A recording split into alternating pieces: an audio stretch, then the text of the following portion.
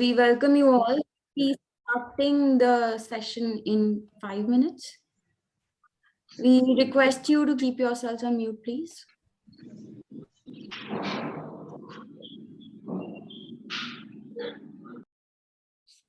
Knowledge sharing webinar series.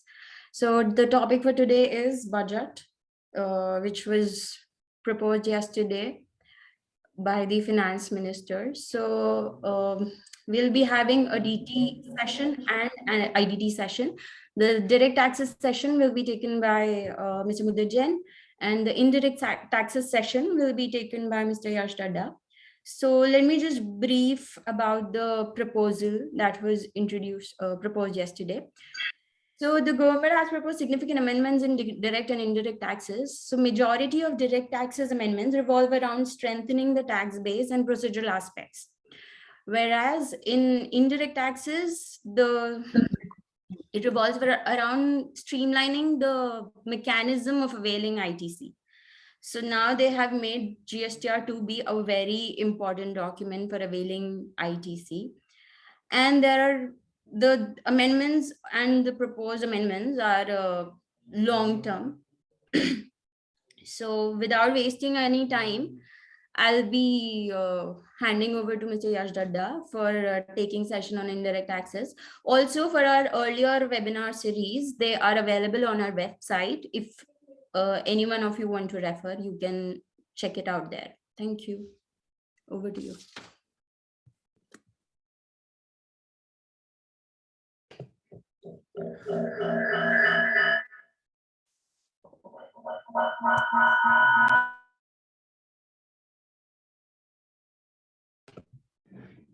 Okay. Good afternoon to all of you. I welcome all of you in this budget meeting organized for our clients and friends of DCO.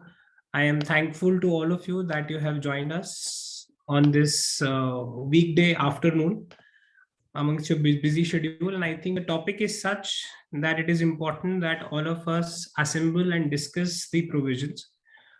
जैसा Shefali ने बताया कि I'll take the indirect tax part obviously, and then Mudit will take from the direct tax provisions. I'm sure हम सब लोगों ने इस budget के बारे में अपनी अपनी एक ओपिनियन और एक अंडरस्टैंडिंग डेवलप करी है. And I think up till now हमको एटलीस्ट एक चीज के बारे में जो एक कंसेंसस बाहर आ रहा है वो ये है that it is not a populist budget.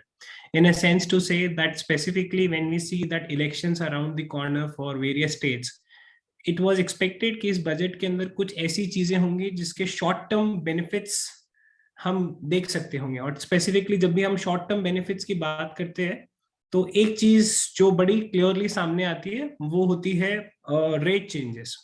Interestingly इस बार डायरेक्ट टैक्स के अंदर कुछ ज्यादा रेट चेंजेस है नहीं, और इनडायरेक्ट टैक्स के अंदर ऑल ऑफ अस नो कि बजट के थ्रू रेट चेंजेस प्रपोज नहीं हो सकते. और उसके पीछे का रीजन ये है कि जीएसटी जो है that is being basically the changes in it are recommended by GST council, और जीएसटी काउंसिल अपने आप में एक सेपरेट कॉन्स्टिट्यूशनल बॉडी है जिसका जो पार्लियामेंट से अलग है, जहां पे स्टेट्स के फाइनेंस मिनिस्टर है, and that is being chaired by the finance minister of our from the central government. That is why हम जो इनडायरेक्ट टैक्स में चेंजेस देखते हैं बजट के अंदर, दीज आर दोज चेंजेस जो जीएसटी काउंसिल के पास ऑलरेडी जा चुके हैं, उसके ऊपर वो अपना रिकमेंडेशन दे चुके हैं, बट वो चेंजेस के लिए एक्चुअली लॉ में अमेंडमेंट की जरूरत है, एंड इसलिए they go to the parliament, और पार्लियामेंट में they are being tabled, and that is why they form part of the finance bill which is for this year finance bill 2022. All of us know it. Interestingly हम जो भी आज बात करने वाले हैं बजट चेंजेस के अंदर, वो चेंजेस तुरंत एप्लीकेबल नहीं है एक्सेप्ट कस्टम्स के प्रोविजंस के अलावा. कस्टम्स में भी जो रेट रिलेटेड चेंजेस हैं वो प्रोविजंस के अलावा जीएसटी की जो प्रोविजंस है स्पेसिफिकली उनको अप्लाई करने के लिए द प्रोसेस इज दिस कि पहले सेंट्रल गवर्नमेंट जब ये पार्लियामेंट में जब this will it will become an act, president के एसेंट आने के बाद में सारे स्टेट गवर्नमेंट्स अपने अपने स्टेट लेजिस्लेचर में अपना स्टेट एक्ट पास करेंगे, and then only these provisions basically will be notified. So हम जो भी आज बात करने वाले हैं वो प्रोविजंस को नोटिफाई होने के लिए समय लगेगा, बट इम्पॉर्टेंट आज की डेट में ये प्रोविजंस के बारे में समझना इसलिए जरूरी है बिकॉज इस बजट में जो चेंजेस हैं इस उसकी तैयारी करने के लिए मुझे लगता है हम सब लोगों को थोड़े समय की जरूरत है और थोड़ी प्रैक्टिसेस के अंदर बदलाव करने की जरूरत है बिकॉज गवर्नमेंट ने जो कोशिश करी है इस बजट के थ्रू एक मैसेज देने की, वो मैसेज बड़ा क्लियर है and that message is that if you have to do your business without any hassle, अगर सरकार का ज्यादा इंटरवेंशन अगर आपको बिजनेस के अंदर नहीं चाहिए और आप अपनी एनर्जी को अपने प्रोडक्ट में या सर्विसेज के अंदर फोकस रखना चाहते हैं, तो दो चीजों के ऊपर ध्यान देने की जरूरत है. Number one is compliance. Compliance के रिस्पेक्ट के अंदर हम डिले नहीं कर सकते, हम इनडिसिप्लिन नहीं हो सकते. And number two technology. हम टेक्नोलॉजी का कोई एक सब्स्टिट्यूट नहीं ढूंढ सकते, हमें टेक्नोलॉजी के ऊपर ट्रस्ट करना पड़ेगा, हमें टेक्नोलॉजी के ऊपर हमारे सिस्टम को बिल्ड करना पड़ेगा if in case we want कि टैक्स साइड से की तरफ से we are basically stress free. और ये मैं दो चीजें इसलिए बोल रहा हूँ because I see lot of business owners in this meeting. तो एक चीज आई एम श्योर आप सब लोगों को टैक्सेशन एज ए सब्जेक्ट के अंदर कोई पहला इंटरेस्ट नहीं है. नो डाउट आप जो बिजनेस कर रहे हो उसके अंदर टैक्सेशन इंपॉर्टेंट एस्पेक्ट है, स्पेसिफिकली जीएसटी जिसका एक एवरेज आपकी टॉप लाइन के ऊपर 12% से 18% के बीच में एवरेज रेट आती है. So it is an important part of your business, but that's not the first activity which you do.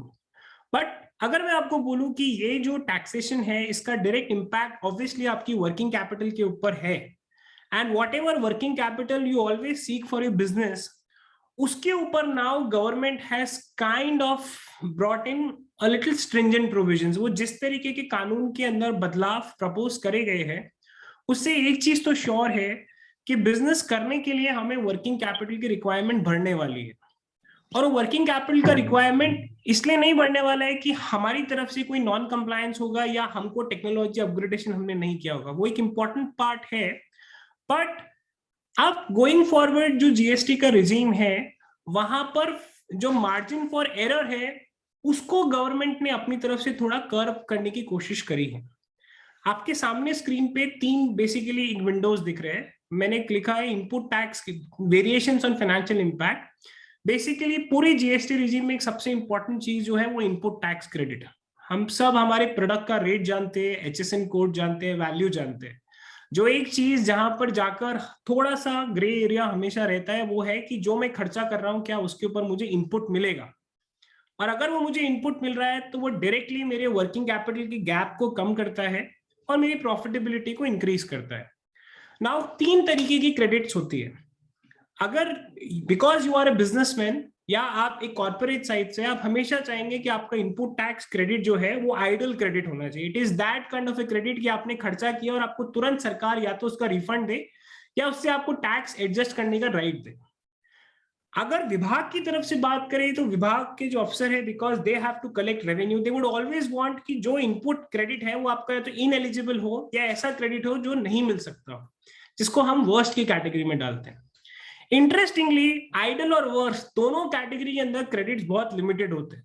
हमारा मेजॉरिटी इन्वेस्टमेंट जो क्रेडिट का है वो होती है float credit. That is that credit जो हमने खर्चा किया हमें क्रेडिट मिलेगा पर क्रेडिट हमें तुरंत नहीं मिलेगा. या तो ये क्रेडिट हमें कुछ समय बाद मिलेगा because of the nature of the law, या हमें कोई एक्टिविटी स्पेसिफिक करने के ऊपर मिलेगा, या हमारा सप्लायर के ऊपर ही क्रेडिट डिपेंडेंट होगा, या फिर ये क्रेडिट हमें मिलेगा बट इस जीएसटी नंबर में नहीं मिलेगा, किसी और जीएसटी नंबर के अंदर मिलेगा. एंड यहाँ पर is basically it is that point of place where there is lot of stocking, जहां पे हमारा बहुत सारा पैसा अटकता है. जब जीएसटी आया था तो इस प्रॉमिस के ऊपर आया था कि जीएसटी आने से सबसे पहले ये चीज होगी कि हमारी प्रॉफिटेबिलिटी सबकी बढ़ेगी और input tax credit streamline process होगा.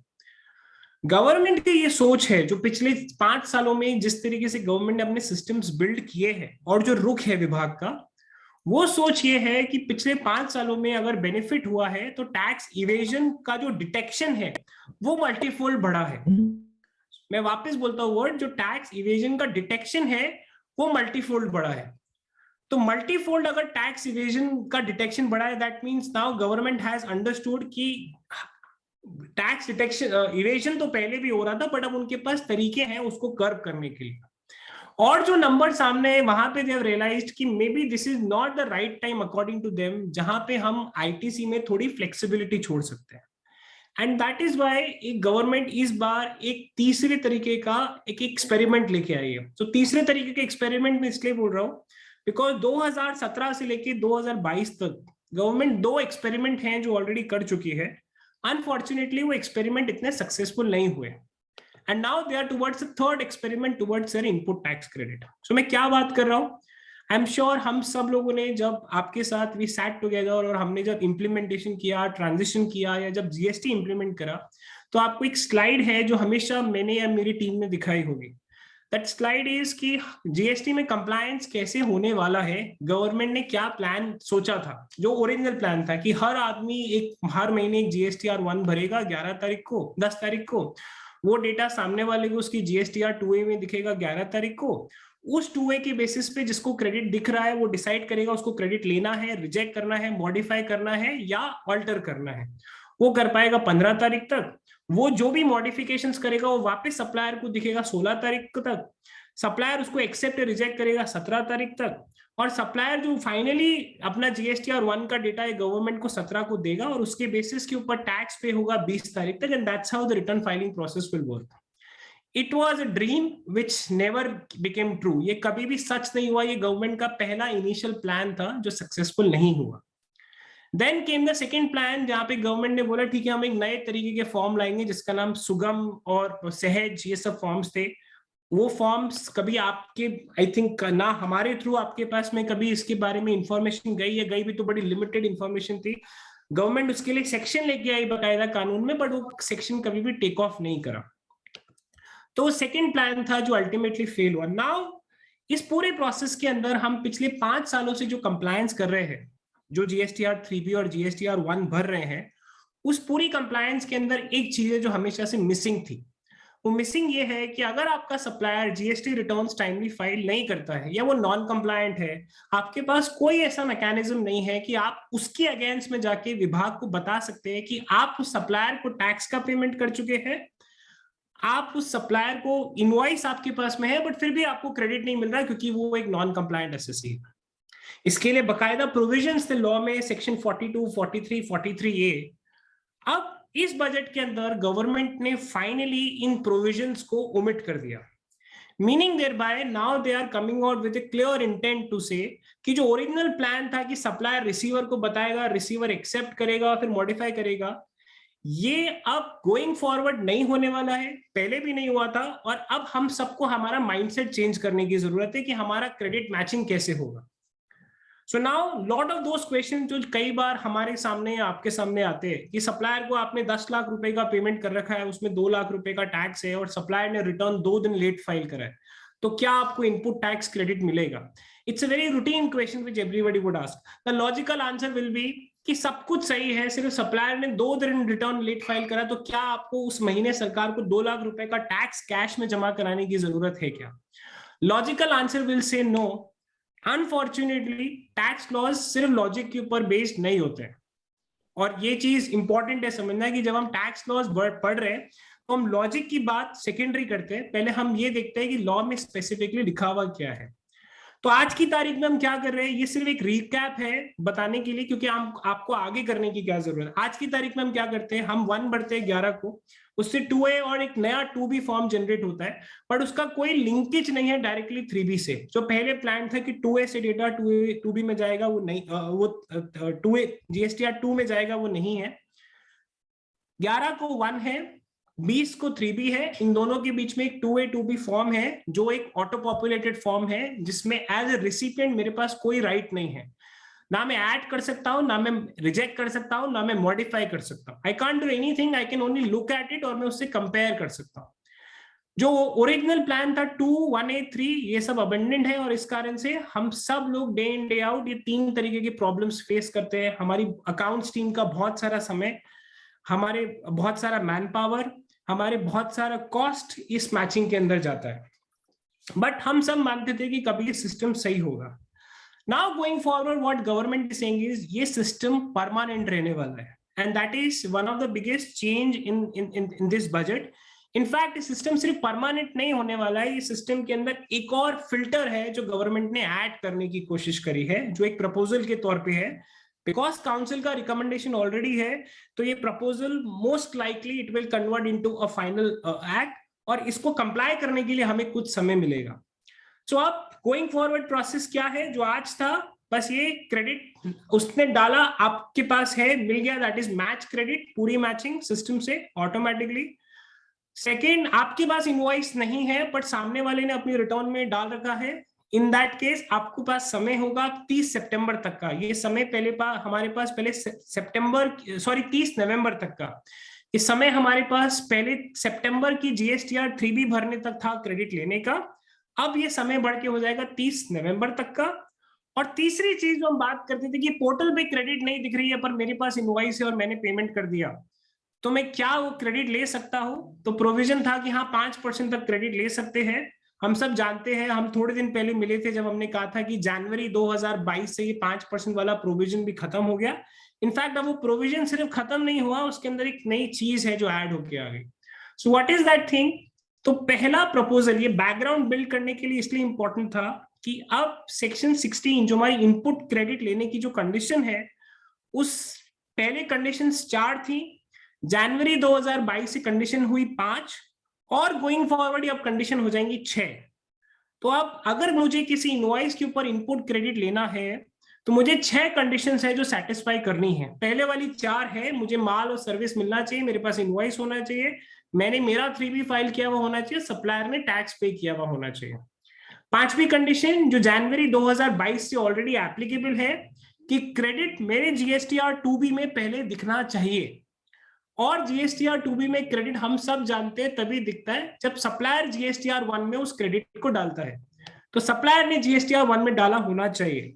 अब छठी कंडीशन क्या ऐड हुई? छठी कंडीशन ये हुई कि अब क्रेडिट मुझे 2B में तो दिखना चाहिए ही चाहिए।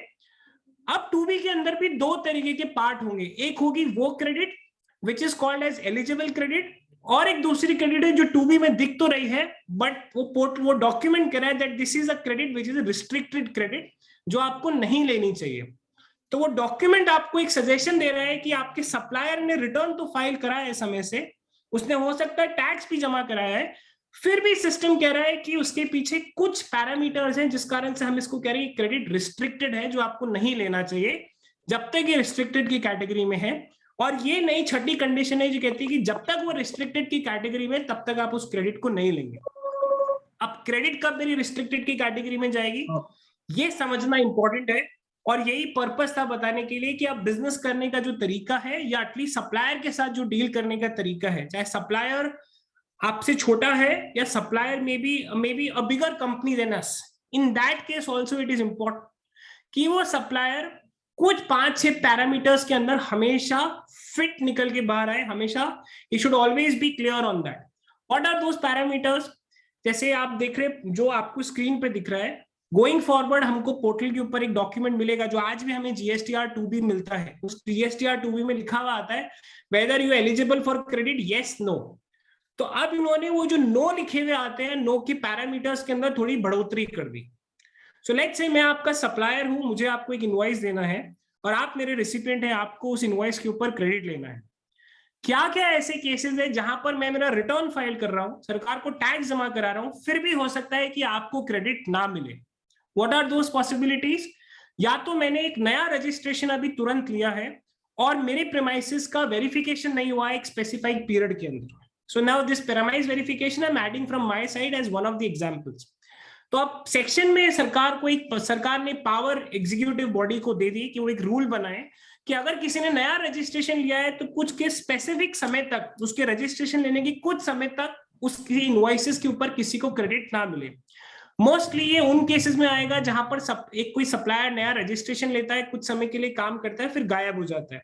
तो जस्ट टू इंश्योर ऐसा ना हो कि पहले वो रजिस्ट्रेशन ले, अपना वेरिफिकेशन कराए अपने कंसर्न ऑफिसर से, वेरिफिकेशन रिपोर्ट जाए और उसके बाद उसके इनवॉइसेस पे क्रेडिट मिल सके।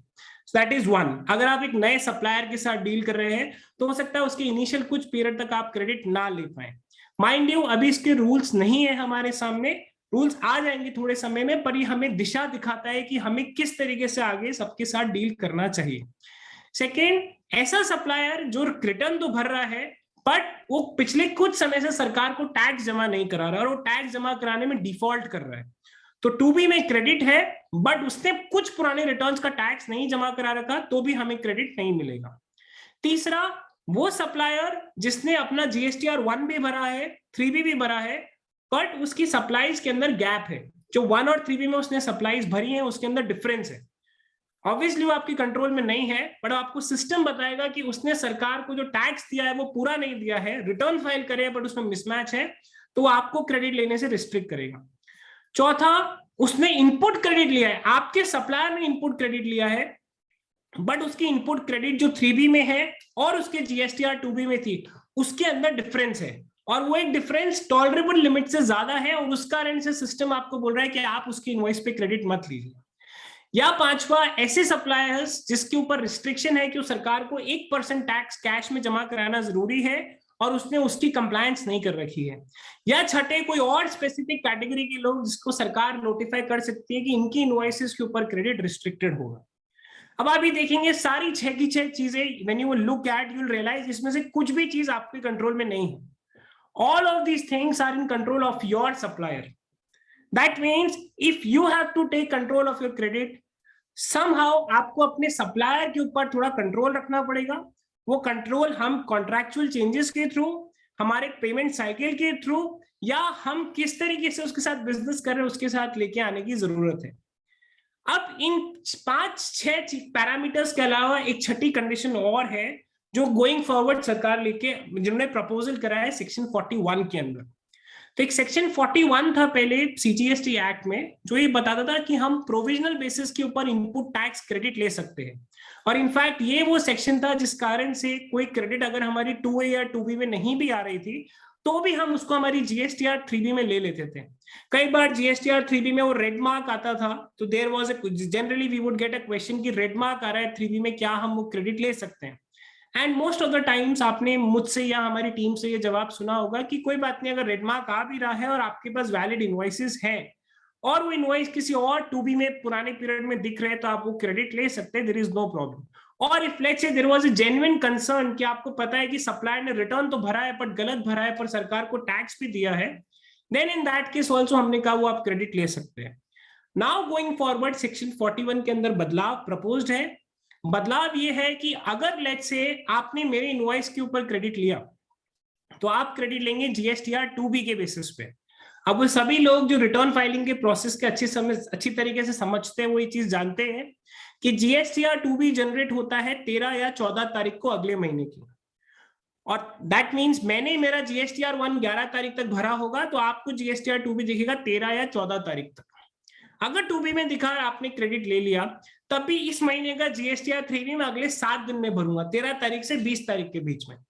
अगर मैंने मेरा टैक्स GSTR 3B समय से नहीं भरा तो सेक्शन 41 ये कहता है कि आपने जो पिछले महीने क्रेडिट लिया था, अब आपको जब अगले महीने पता चल जाएगा सिस्टम के थ्रू कि यश ने अपना GSTR 3B नहीं भरा है, तो आपको वो इनपुट टैक्स क्रेडिट जो यश की इनवॉइस पे आपने लिया था वो रिवर्स करने की जरूरत है। और रिवर्स करने के साथ साथ अगर आपने उस इनपुट टैक्स क्रेडिट को इस्तेमाल कर लिया तो ब्याज चुकाने की जरूरत है, जो ब्याज की रेट 18% है। जिस दिन यश ने टैक्स चुका दिया, वो टैक्स चुकाने के बाद आप उस इनवॉइस का वापस क्रेडिट ले सकते हैं। मीनिंग देयर बाय ये कंडीशन आज तक जो प्रोविजंस है उसके अंदर क्लियरली नहीं थी। Now we have this condition which clearly says कि अगर आपको इनपुट टैक्स क्रेडिट किसी इनवॉइस के ऊपर लेना है तो पहले तो आप वो शुरू वाली 6 कंडीशन सेटिस्फाई करिए, फिर ये भी देखिए कि क्रेडिट लेने के बाद अगले महीने उस सप्लायर ने अपना पिछले महीने का 3B फाइल किया है या नहीं किया है। अगर नहीं किया है तो आपको ITC रिवर्स करने की जरूरत है।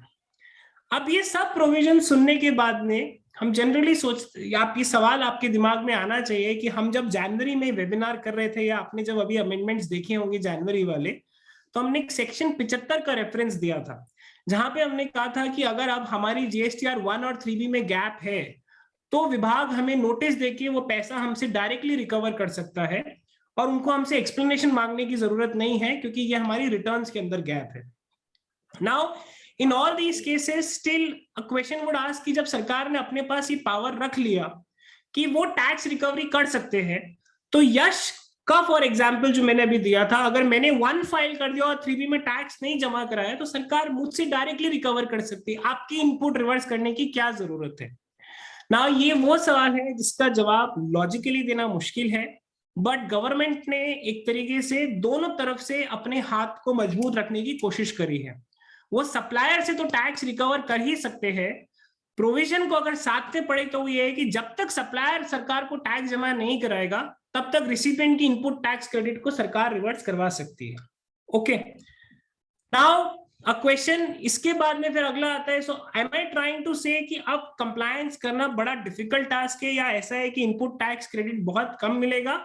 Well, answer to that is not exactly this, but answer to that is कि अब इनपुट टैक्स क्रेडिट लेने का जो प्रोसेस है वो प्रोसेस क्या होना चाहिए। सो प्रोसेस जो पहले 4 थे वो तो है कि हमको इनवॉइस किताबों में रिकॉर्ड करना है, हमें गुड्स और सर्विसेज रिसीव करना है, हमें हमारा 3B हमें इंश्योर करना है सामने वाला 1 फाइल करे समय के साथ में, वो जो 1 फाइल कर रहा है उसके अंदर जो क्रेडिट है वो हमारे 2B में रिस्ट्रिक्टेड की कैटेगरी में नहीं होनी चाहिए, और फिर उसके बाद में वो अपना GSTR 3B फाइल करे। ये सब चीजें अब आप GST पोर्टल के ऊपर देख सकते हैं, आपको ये पोर्टल के ऊपर दिखती हैं चीजें।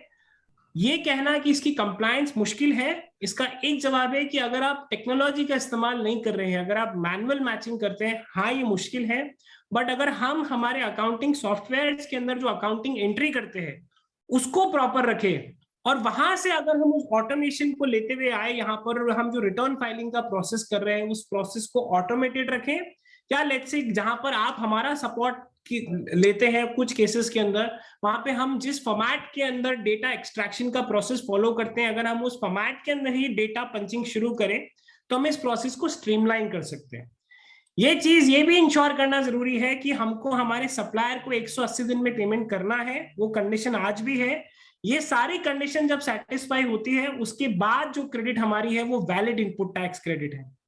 जितने भी हमारे एक्सपोर्टर फ्रेंड्स हैं यहाँ पर, उन सबको भी ध्यान रखने की जरूरत है कि आपको रिफंड इनपुट टैक्स क्रेडिट का तभी मिलेगा जब ये सारी कंडीशन सेटिस्फाई हो रहे हैं।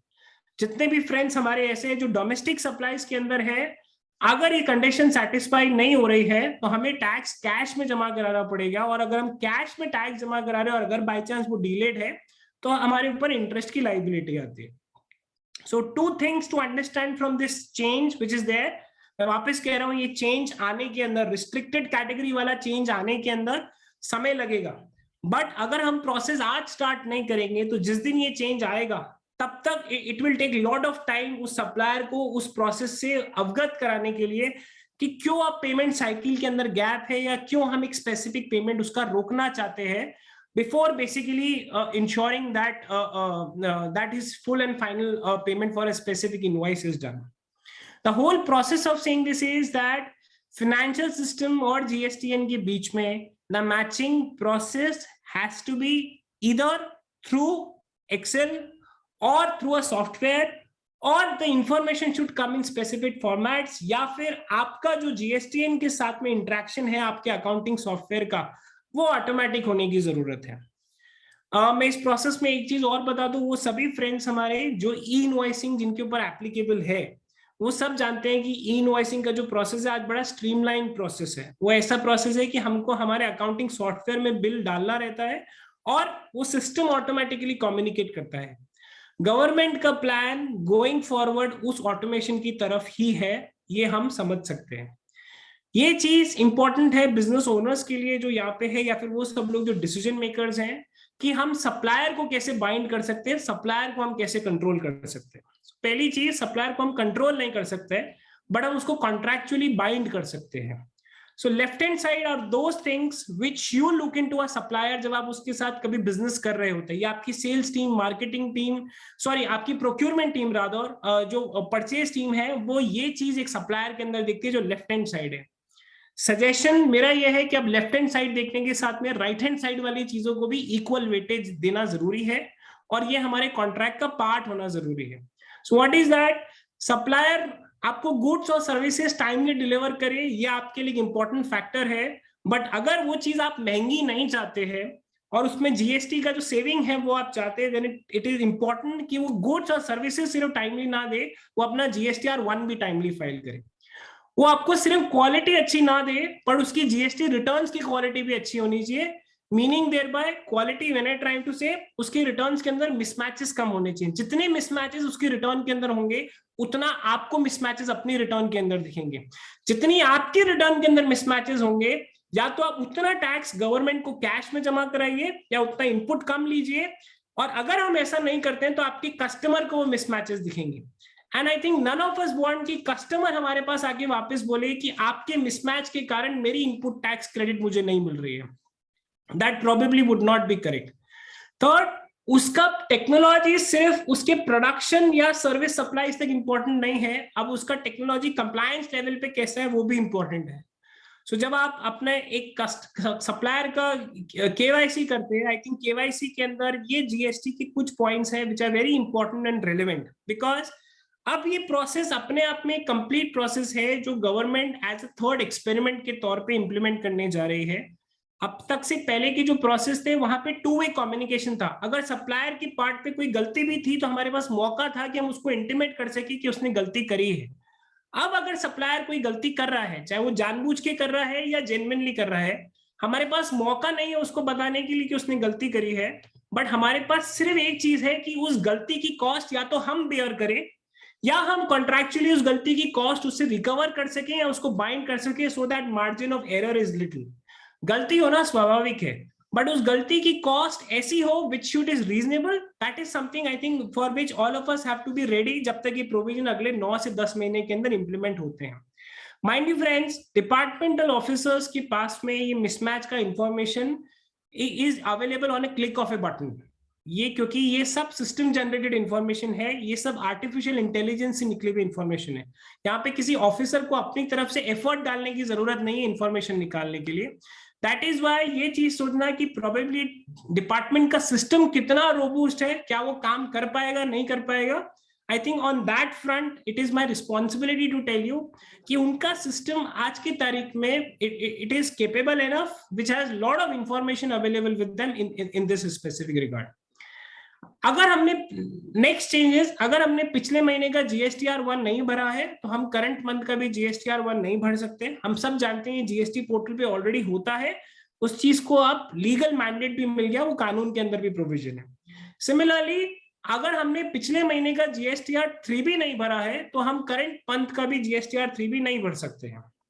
इसमें सिर्फ एक्सेप्शन वो लोग हैं जो QMRP स्कीम के अंदर है, जिनका टर्नओवर 5 करोड़ से कम का है। सो बेसिकली आज की तारीख में प्रोविजन क्या है, मैं इस महीने का 3 भी नहीं भर सकता अगर पिछले महीने का मैंने 3 भी नहीं भरा। मैं इस महीने का 3 भी नहीं भर सकता अगर मैंने पिछले महीने का 1 नहीं भरा। एंड सिमिलरली मैं इस महीने का 1 नहीं भर सकता अगर मैंने पिछले महीने का 3 भी या 1 दोनों नहीं भरे। अब ये जब मैं बात करता हूं, मैं आपकी बात नहीं करता हूं, because all of you are compliant, you have capable teams जो कंप्लायंस समझते हैं और कंप्लायंस करते हैं। बट आपके सप्लायर को भी ये चीज समझनी जरूरी है कि वो अपना 1 और 3 भी नहीं भर पाएगा अगर वो अपना कैश का मैनेजमेंट और अपने फाइनेंसेस का मैनेजमेंट टैक्स जमा कराने के लिए प्रॉपर नहीं करता है, और अगर वो नॉन कंप्लायंट है देन उसका इंपैक्ट हमारे ऊपर है।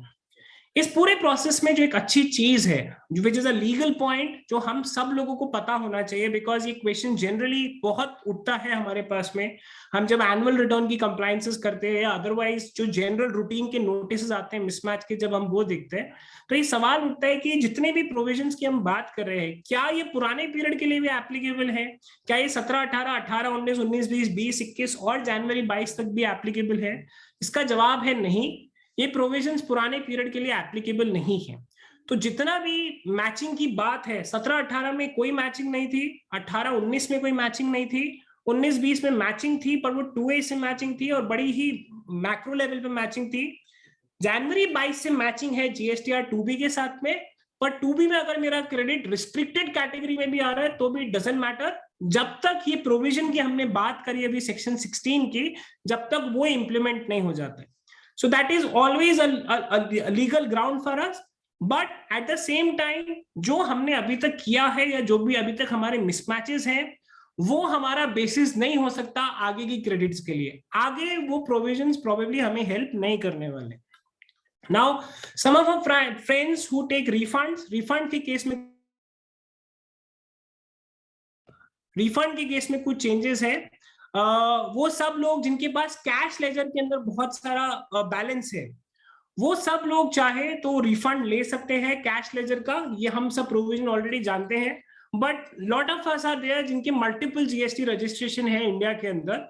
इन दैट केस लेट्स से अगर मेरे पास राजस्थान के अंदर कैश लेजर के अंदर एक बैलेंस है, और बैलेंस किसी भी कारण से हो सकता है, मैंने कोई चालान जमा कराया, मैंने गलत चालान जमा कराया, मेरा टीडीएस कट के आया जीएसटी का, मेरा टीसीएस कट के आया जीएसटी का, और लेट्स से मैं उसको इस स्टेट में यूज नहीं कर सकता हूं, बट मेरी किसी दूसरे स्टेट के अंदर सेम सेम पैन के अंदर जो मेरा दूसरा रजिस्ट्रेशन है, अगर वहां मेरी कोई लाइबिलिटी है और मैं वो पे करना चाहता हूं, तो now there is going forward there is a provision, once it is implemented, उसके बाद हम उस कैश लेजर के रिफंड, कैश लेजर के बैलेंस को दूसरे स्टेट के अंदर ट्रांसफर कर सकते हैं लाइबिलिटी पे करने के लिए। अगर हम वापस उस पैसे को इस स्टेट में लेके आना चाहते हैं, किसी तीसरे स्टेट में ट्रांसफर करना चाहते हैं, तो हम जरूर कर सकते हैं। Mind you, electronic credit ledger के लिए नहीं है, ये सिर्फ कैश लेजर के लिए है। अगर मेरे एक स्टेट में क्रेडिट लेजर में बैलेंस एक्सेस पड़ा है और मैं उसको दूसरे स्टेट में यूज करना चाहता हूं, तो उसके लिए कोई प्रोविजन नहीं है, वो हम नहीं कर सकते, at least not through this route. हमें उसके लिए कोई और तरीका, we have to find that out. वो लोग जो सब एसईजेड को सप्लाईज करते हैं, अगर आप एसईजेड सप्लाईज करते हैं और आप रिफंड लेना चाहते हैं, तो पहले लॉ में एक बेसिकली कह सकते हैं कमी थी, वो रिफंड लेने के लिए समय सीमा नहीं थी कि समय सीमा कैसे चालू होगी, कैसे काउंट होगी। Now there is an amendment, वो सभी लोग जो एसईजेड को सप्लाई करते हैं, जिस महीने में आपने वो सप्लाईज अपनी जीएसटीआर 3B में दिखाई है, उसके 2 साल के अंदर अंदर रिफंड एप्लीकेशंस फाइल हो सकते हैं। Some of our SEZ clients who are also here, for you, all of us know that there has been a challenge जहां पे department has said that you can't claim a refund if you are a SEZ unit, and if a SEZ unit is making an export, well in those cases also, दो law में कोई amendment propose नहीं है, but एक Madras high court का judgement है जो हम जरूर अब यूज कर सकते हैं हमारे फेवर के लिए, विच क्लियरली सेड जैसे एक नॉर्मल कोई एक्सपोर्टर रिफंड लेता है, वैसे एक एसईजेड यूनिट भी रिफंड क्लेम कर सकती है, and they can go and file a refund of unutilized input tax credit, and that refund cannot be disallowed, उनको refund मिलना चाहिए। Next important thing is withholding of refund claims. So now all those who are filing refund claims, हम सबको पता है कि GST audits department की तरफ से ऑलरेडी स्टार्ट हो चुके हैं, and there are lot of times when they raise a demand, और लेट्स से वो एक नोटिस देते हैं, उसको ऑर्डर में कन्वर्ट करते हैं। कई बार ऐसा होता है कोई ऑर्डर का डिमांड कंफर्म्ड है, now an officer generally says कि अगर डिमांड कंफर्म्ड है, आप जब तक वो पैसा नहीं जमा कराएंगे हम आपको रिफंड नहीं देंगे। जनरली प्रोविजन क्या है और अमेंडमेंट क्या है? प्रोविजन ये था कि अगर मैं अनयूटिलाइज इनपुट टैक्स क्रेडिट का रिफंड ले रहा हूं एज एन एक्सपोर्टर या फिर अंडर इन्वर्टेड ड्यूटी स्ट्रक्चर, तब उस केस में अगर मेरी कोई डिमांड आउटस्टैंडिंग है, तो मेरे को जब रिफंड सैंक्शन होगा तो रिफंड मुझे मिलेगा नहीं, बट पहले मेरी आउटस्टैंडिंग डिमांड को उससे एडजस्ट करा जाएगा और बैलेंस मुझे पैसा दिया जाएगा। माइंड यू, ये डिमांड कंफर्म डिमांड होनी चाहिए, मतलब सिर्फ नोटिस नहीं होना चाहिए, ऑर्डर मेरे अगेंस्ट में पास हुआ है जिसमें डिमांड कंफर्म्ड है और मैंने उसकी अपील दायर नहीं की हुई है। ओनली इन दोस केसेस वो रिफंड वहां से एडजस्ट हो सकता है। अगर कोई पुराने लॉस का टैक्स भी आउटस्टैंडिंग है, चाहे वैट का, सर्विस टैक्स का, एक्साइज ड्यूटी का, जिसकी मैंने अपील नहीं कर रखी है, उस केस में भी पावर है कि आपका जो एग्जिस्टिंग रिफंड है उसको एडजस्ट किया जा सकता है। अब इसमें एक अमेंडमेंट है और इसमें अदर कैटेगरी ऑफ रिफंड्स को भी जोड़ दिया गया है। तो वो सभी लोग जो कैश लेजर का रिफंड ले रहे हैं, वे सभी लोग जिनका एक्सेस पेमेंट ऑफ टैक्स किसी कारण से हो गया उसका रिफंड ले रहे हैं, वो सब लोग जिन्हों कोई ऑर्डर के अगेंस्ट में, फेवरेबल ऑर्डर के अगेंस्ट में रिफंड ले रहे हैं, उनको अब उन सब रिफंड के ऊपर भी रिस्ट्रिक्शन एप्लीकेबल है। अगर कोई आउटस्टैंडिंग डिमांड है तो पहले आउटस्टैंडिंग डिमांड उससे एडजस्ट होगी एंड उसके बाद only refund will be granted in those cases. Next is very important thing, I think last two things before we go to the DT side, that is interest on input tax credit। और ये एक ऐसा issue है जिसने पिछले 3-4 सालों में unnecessary एक chaos क्रिएट करा है डिपार्टमेंट की तरफ से। इसके ऊपर क्लैरिटी हम सबको शुरू से है, बट अनफॉर्चुनेटली डिपार्टमेंट थोड़ा एडमेंट था इस चीज को नहीं मानने के लिए। Finally it is a good change which has come in the law, that is let's say हमने कोई इनपुट टैक्स क्रेडिट का क्लेम लिया और किसी कारण से वो क्रेडिट इनवैलिड क्रेडिट है, इनएलिजिबल क्रेडिट है, for whatever reason, there can be multiple reasons for it. वो ब्लॉक क्रेडिट है, मेरा सप्लायर को मैंने पेमेंट नहीं करा, या लेट्स से वो सप्लायर ने अपना कंप्लायंस नहीं करा, या लेट्स से इनवॉइस प्रॉपर नहीं है। Now in all these cases कानून को 1/7/2017 से रेट्रोस्पेक्टिवली बदलाव का प्रोविजन है, प्रपोज्ड है, जहां पर अब गोइंग फॉरवर्ड और पिछले के पीरियड में भी अगर मैंने कोई इनपुट टैक्स क्रेडिट लिया है और मैंने उसको इस्तेमाल किया है, मतलब मैंने उसको रिटर्न में लिया, मैंने उसको टैक्स पे करने के लिए इस्तेमाल में लिया, और सब्सिक्वेंटली वो इनपुट टैक्स क्रेडिट अगर मुझसे रिकवर किया जाता है या लेट्स से मुझे रिवर्स करने की जरूरत है, only in that case I have to pay interest, and rate of interest in that case will not be 24% but only 18%। तो हम सब लोगों ने जिन्होंने बाय चांस 24% से इंटरेस्ट पे कर रखा है, ये अमेंडमेंट आने के बाद हम उस 6% का रिफंड फाइल कर सकते हैं। We are legally entitled to claim that refund of interest which we have paid extra, number 1। Number 2, अगर मेरे पास आईटीसी में हमेशा उतना बैलेंस रहा है या उससे ज्यादा बैलेंस रहा है जितना मुझे रिवर्स करने की जरूरत है, then in that case I am not required to pay any interest to the government and it is a retrospective amendment। तो सेक्शन में 24% लिखा है बट नोटिफिकेशन है जिसको रेट्रोस्पेक्टिवली अमेंड किया गया है, और वहां पर जो इफेक्टिव इंटरेस्ट का रेट है that is going to be 18% only. Next very important, जो सब लोग कंप्लायंस करते हैं उसके लिए, उनके लिए अभी 30 नवंबर का डेट बड़ा इंपॉर्टेंट डेट हो गया है। अभी तक हम सब जानते थे सितंबर का जो जीएसटीआर 3B था वो बड़ा क्रूशियल था।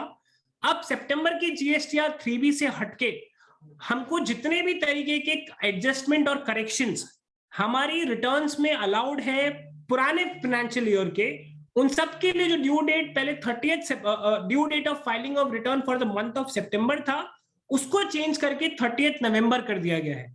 मतलब अगर मेरे को कोई पुराने साल का क्रेडिट है लेना था और मैं लेने से रह गया, अब मैं 30th नवंबर तक जो भी मुझे रिटर्न फाइल करने हैं उस रिटर्न में मैं ले सकता हूं। मैंने कोई क्रेडिट नोट इश्यू करा है और उस क्रेडिट नोट को मुझे मेरी जीएसटीआर 1 और 3B में दिखाना है तो वो मैं 30th नवंबर तक दिखा सकता हूं। मुझे जीएसटीआर 1 में किसी भी तरीके का करेक्शन करना है, invoice number, shipping bill number, customer का नाम, अमाउंट, ऑल दोस थिंग्स, मुझे जीएसटीआर 3B में कोई करेक्शन करना है, for all these things the due date is 30th of November of the succeeding financial year. क्या चेंज नहीं है, ये इंपॉर्टेंट है उन लोगों के लिए जो लोग एग्जेम्प्टेड सप्लाईज के अगेंस्ट में रिवर्सल करते हैं, उनको जो अपना आईटीसी रिवर्सल का कैलकुलेशन करना है वहां पर कोई चेंज नहीं है। वहां पर जो डेट थी due date of filing of return for the month of सितंबर वही डेट है। So for them the date is not 30th November but only for these 4 sections, taking credit for the first time, reversal of for credit notes, correction in GSTR 1 and correction in GSTR 3B, only for these cases the time limit has been extended to 30th November। Mind you friends 30th नवंबर तक जो भी returns file हो रहे हैं वो important है, नवंबर के return का ड्यू डेट नहीं है। 30 नवंबर तक हम जीएसटी पोर्टल पे जो भी रिटर्न फाइल कर रहे हैं उसके अंदर हम ये सारे करेक्शंस दिखा सकते हैं। ये अमेंडमेंट अभी वापस आई एम सेइंग प्रपोज्ड है, ये एप्लीकेबल जब होगा, अगर लेट्स से अगले साल सितंबर की रिटर्न से पहले ये एप्लीकेबल हो गया तो 30th नवंबर की डेट होगी, otherwise date at least for financial year 21-22 is going to be due date of September only. Second last is cancellation of registration. हमने लास्ट हमारी मीटिंग में देखा था that there are lot of reasons for which now departmental officer can give a notice for cancellation of the registration. The important thing to understand in this case is that वो सब लोग जो composition scheme के अंदर registered थे, अब उनके case में एक चेंज है, अगर उन्होंने जीएसटीआर 4 जो उनको फाइल करना होता है वो ड्यू डेट से 3 महीने तक फाइल नहीं करा तो ऑफिसर चाहे तो आपको कैंसिलेशन का नोटिस दे सकता है।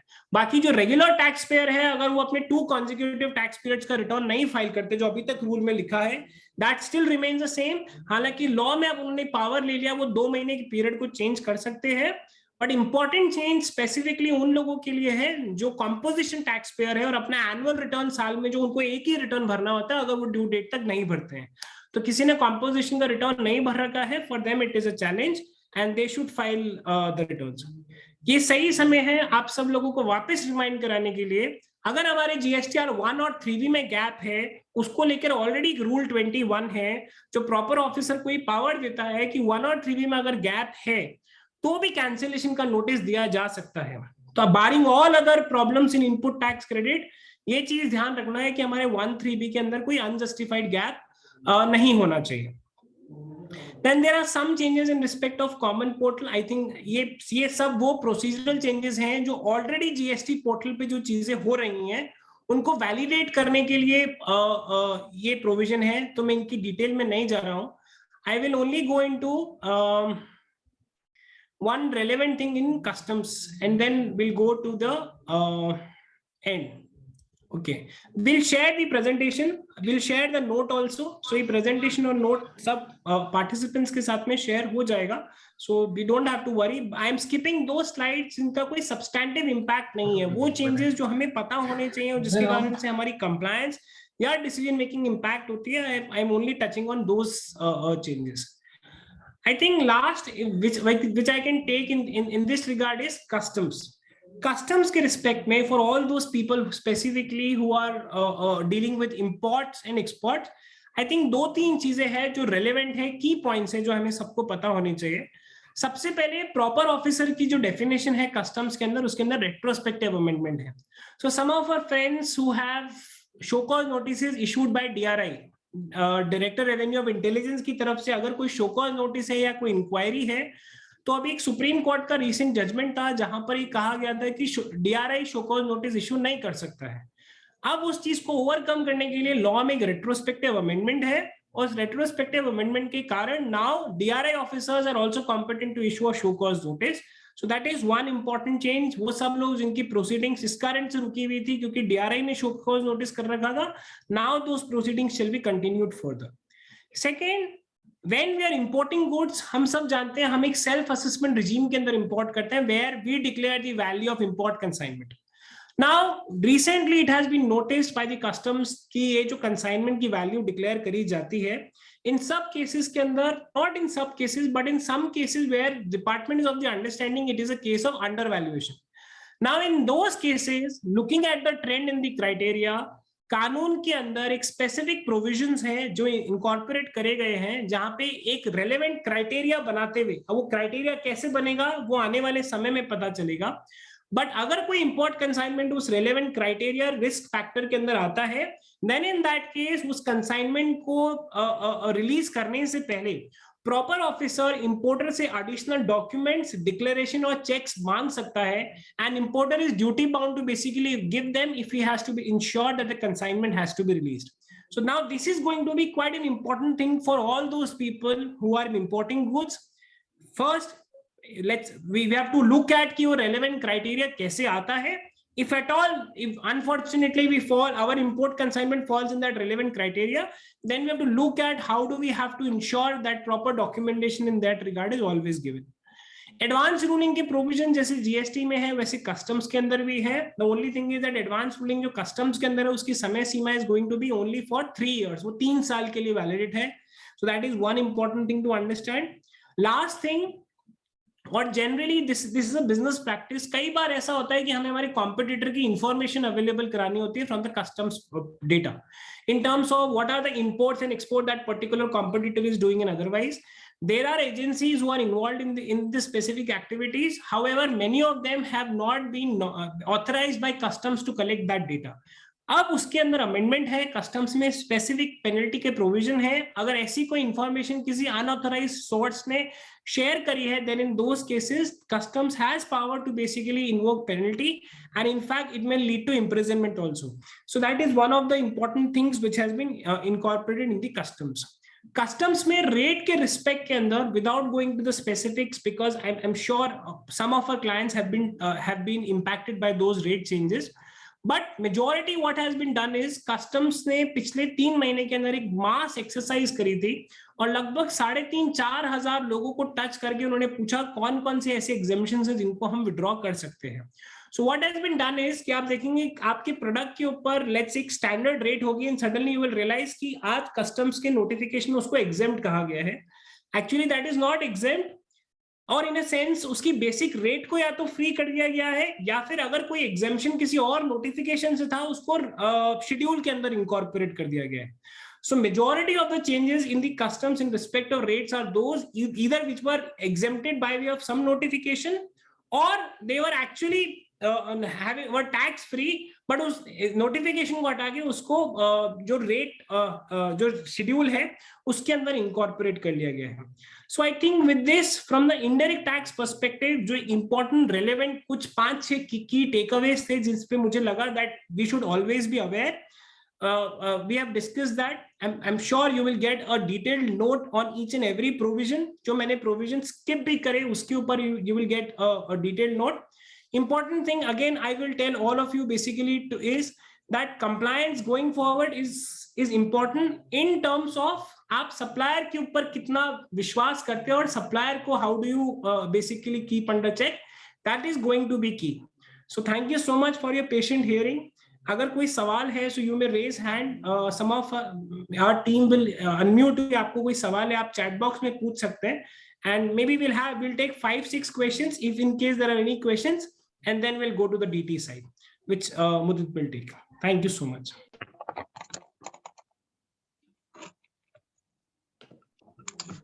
Hello. Okay, so there is one question which has come from which elaborate on section 50, interest on wrong availment of credit is applicable if credit is utilized.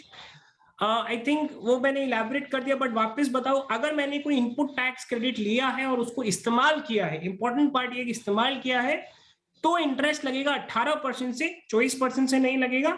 अब इस्तेमाल किया है कैसे आइडेंटिफाई होगा? बड़ी सिंपल सी चीज है. जिस महीने में मैंने क्रेडिट लिया था उस महीने से लेके आज तक अगर मेरे पास क्रेडिट में हमेशा उतना रुपए का बैलेंस रहा है, then I can always say I have not utilized that amount. But किसी भी महीने में अमाउंट अगर उससे कम हुआ है, then in that case I have utilized that amount in that particular month.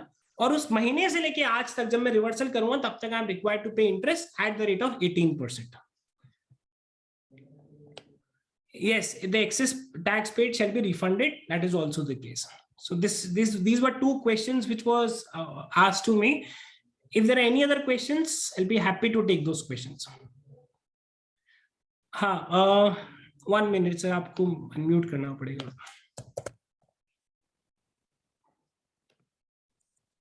Yes. Sir मेरा क्वेश्चन ये था जो अपन इंपोर्ट पे आईजीएसटी. हाँ जी वापस सर इंपोर्ट पे अपन जो आईजीएसटी दे रहे हैं, बट सम केस में क्या होता है कि मतलब वो वाला 2B में शो नहीं करता वो इनपुट भी, बट वो मेरे पास उसका बिल ऑफ एंट्री है, डेट भी है, बट वो कुछ शो करते हैं और कहीं कुछ बिल ऑफ एंट्री शो नहीं होती है. तो उस केस में अपन उसको क्लेम करना है या फिर? सो आज की तारीख में कोई रिस्ट्रिक्शन नहीं है, आप आराम से क्लेम कर सकते हैं. सेकंड, जो आपका डेटा 2B में रिफ्लेक्ट नहीं हो रहा है आप उस डेटा को फेच कर सकते हैं. 4 इंफॉर्मेशन है जो आपको अपनी बिल ऑफ एंट्री से आपको जीएसटी पोर्टल के ऊपर डालनी होती है. आपकी बिल ऑफ एंट्री की डेट, उसकी रेफरेंस डेट और उसके साथ में I think bill of entry का number, these and bill of and the date of bill of entry and reference date of bill of entry. When you put these 4 things on your GST portal, वो data ICEGATE से fetch कर लेता है. If by chance वो data fetch नहीं भी करता है, स्टिल आप क्रेडिट ले सकते हैं. लॉ में रिस्ट्रिक्शन नहीं है. गोइंग फॉरवर्ड क्या उस पर रिस्ट्रिक्शन होगा, आई थिंक वो कहना थोड़ा जल्दी होगा जब तक इसके रिस्पेक्ट में रूल्स नहीं आ जाते सर. बट आज की तारीख में कोई रिस्ट्रिक्शन नहीं है. तो अभी 2B से अपन ज्यादा क्लेम कर सकते हैं, ऐसा अभी का कोई रूल नहीं है? कर सकते हैं, नोटिस के लिए तैयार रहेगा, बट ये नोटिस से आपकी डायरेक्ट रिकवरी नहीं हो सकती. आप जरूर इसका जवाब दे पाएंगे. They will ask you to submit the respective bill of entry. Valid invoice है, वैलिड डॉक्यूमेंटेशन है, तो अपन valid bill of entry. Okay, thank you sir, thank you.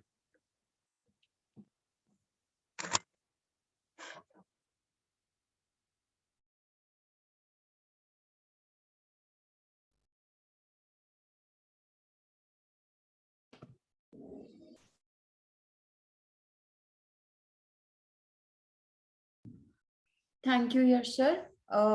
We'll now move on to the direct taxes updates, which will be taken by Mr. Mudit Jain. So if you have any questions relating to direct taxes or indirect taxes also, you may write them in the chat box. We'll take them in the end of the session. Thank you. Mudit sir, over to you. Am I audible? Am I audible? Am I audible? Yes, sir. Okay. Okay. Thank you. Okay. Good afternoon, everyone.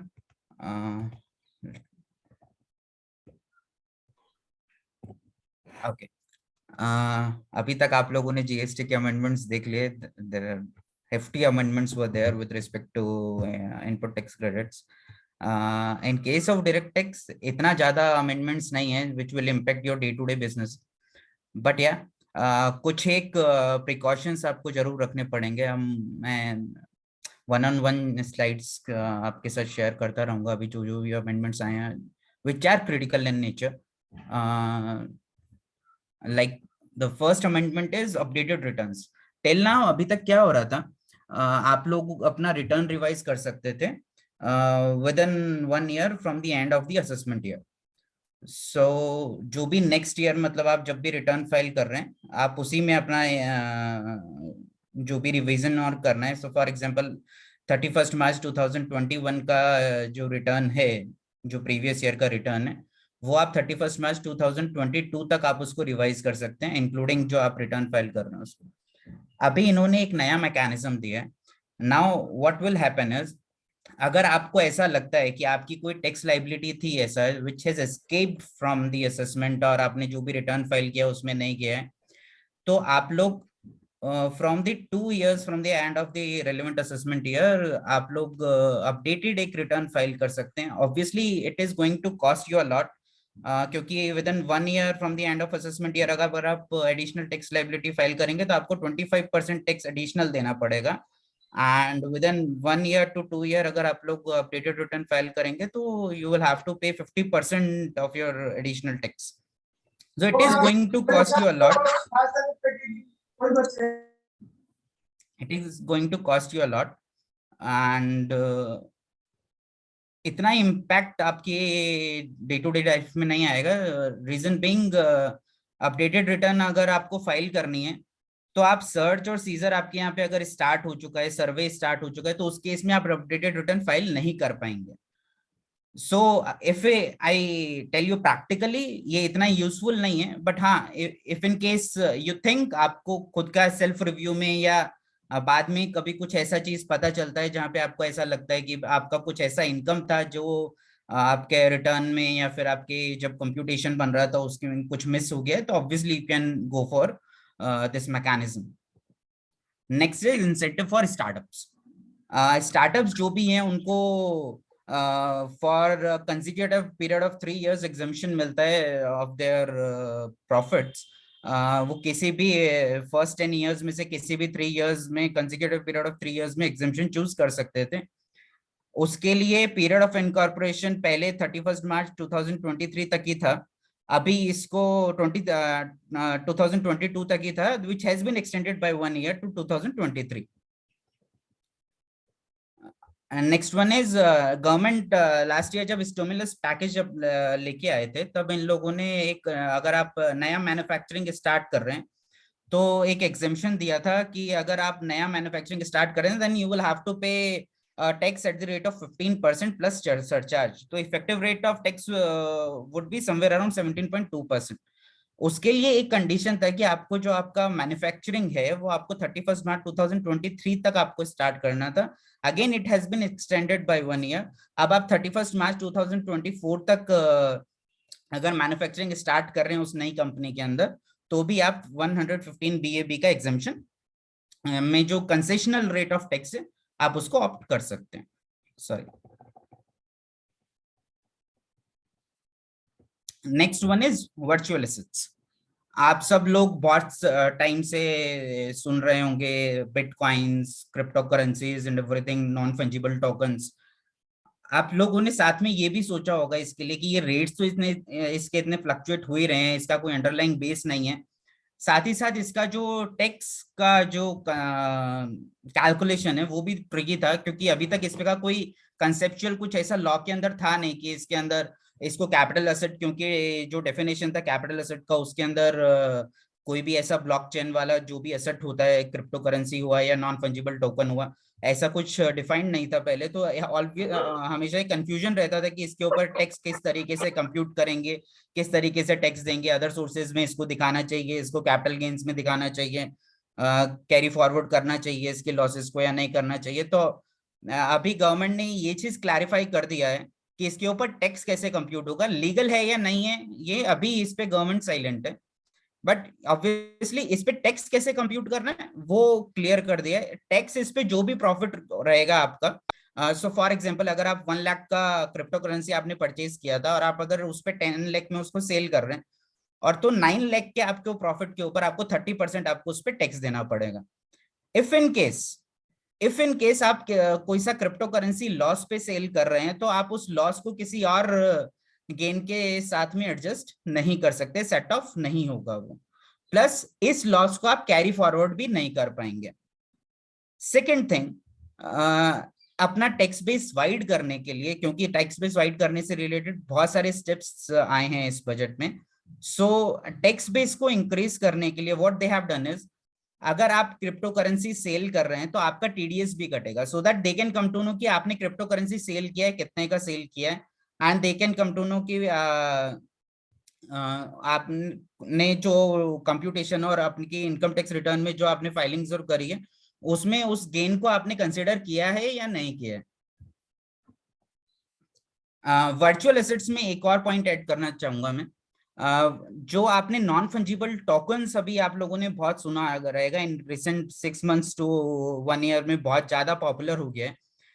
Virtual assets में crypto currency plus non fungible tokens दोनों हैं। अगर आप non fungible tokens भी sale कर रहे हैं तो वो भी इसी कैटेगरी में आएगा, आपको स्ट्रेट रेट से 30% से आपको टैक्स देना पड़ेगा उसके ऊपर।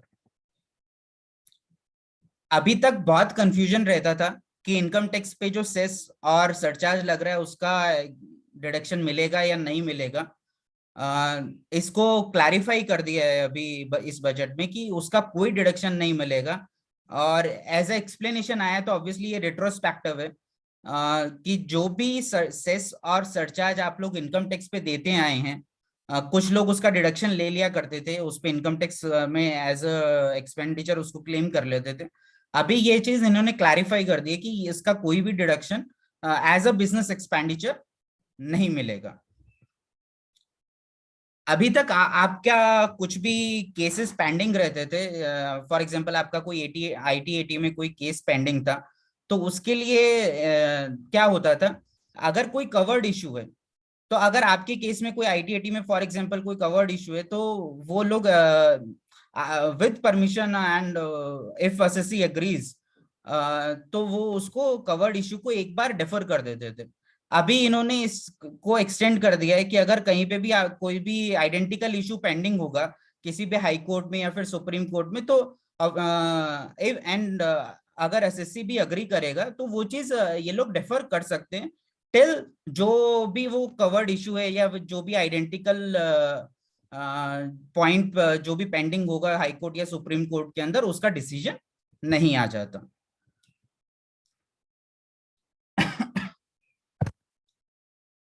अभी तक क्या होता था कि जो भी सर्च या के सर्वे ऑपरेशंस जो भी होते थे उसके अंदर, फॉर एग्जांपल आपके यहाँ पे सर्च या सर्वे हो रहा है और आपके यहाँ से इनकम टैक्स वालों ने कुछ डिटेक्ट किया कि आपके यहाँ पे फॉर एग्जांपल अनअकाउंटेड स्टॉक है या कुछ भी और चीज उनको मिल रही है, गोल्ड मिल रहा है फॉर एग्जाम्पल, या फिर कैश मिल रहा है, तो पहले तक क्या होता था कि उससे रिलेटेड जो भी आपके एक्सपेंसेस या लॉस जो भी हुए हुए होते थे वो आपको उस अनडिस्क्लोज्ड इनकम के अगेंस्ट में वो चीजें सेट ऑफ हो जाती थी। Going forward, please take a note of it, going forward ये सेट ऑफ नहीं होगा। अगर आपके यहाँ पे कुछ भी ऐसी इनकम मिल रही है तो उसको वो पूरी की पूरी ग्रॉस लेवल पे वो इनकम ऐड हो जाएगी एज योर इनकम, और उसके ऊपर आपको tax plus interest and penalty पे करना पड़ेगा।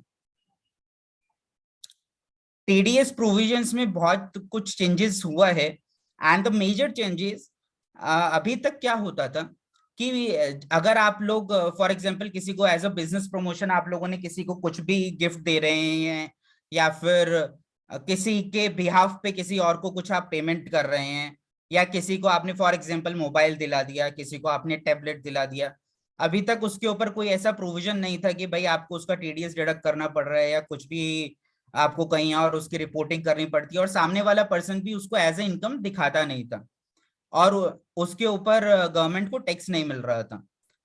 आइडियली जिसको भी आपने कुछ भी गिफ्ट दिया वेदर इन कैश और काइंड, उसको वो जो भी उसको गिफ्ट मिल रहा है उसको अपना इनकम में दिखाना चाहिए था, जो भी सुटेबल हेड है, B it profit and gains और सैलरी और अदर सोर्सेस, जो भी सुटेबल हेड है उसके अंदर उसको दिखाना चाहिए था। अभी क्या होगा, अभी अगर आप किसी भी पर्सन को इस तरीके का कोई भी गिफ्ट दे रहे हैं, बी इट इन कैश और काइंड, आप लोगों को ये इंश्योर करना पड़ेगा, if in case it is more than 20,000 in a financial year, then you will have to deduct his TDS at the rate of 10%।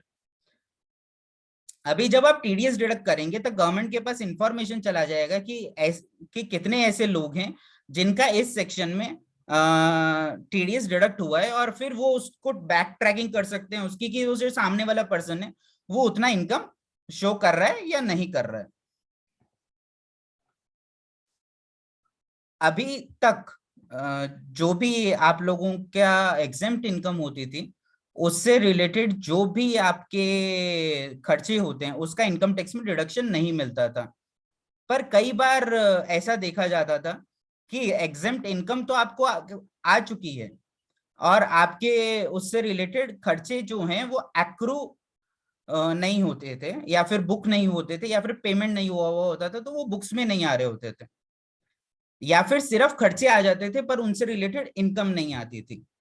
अभी इन्होंने इस चीज को क्लियर कर दिया है कि अगर आपके कोई भी खर्चे ऐसे आ रहे हैं जिससे रिलेटेड इनकम या तो आपने बुक नहीं करी है, या फिर एक्रू नहीं हुई है वो, या फिर आपने किसी भी रीजन से वो बुक्स में अगर आपके वो इनकम नहीं आ रही है पर आपके उसमें एक्सपेंस आ रहा है जो किसी भी एग्जेम्प्टेड इनकम से रिलेटेड है, तो उस केस में उस एक्सपेंस का आपको कोई भी डिडक्शन नहीं मिलेगा।